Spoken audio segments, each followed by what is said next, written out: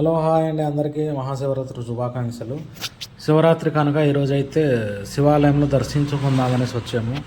ఇదైతే మా ఊరు పక్కనే ఉంటుందండి. మాడగడ అట్టగూడ మధ్యలో అయితే చిన్న కొండ మీద అయితే ఈ గుడి అనేది ఉంటుంది. ఇది పూర్వీకులు నిర్మించిన గుడి. ఇక్కడ నుంచి బొర్రా గుహలకైతే సొరంగ మార్గం ఉండింది. మా తాతల కాలంలో అయితే ఆ సొరంగ మార్గం గుండే వెళ్ళేవాళ్ళట ఇక్కడ నుంచి బొర్రా గుహలకి.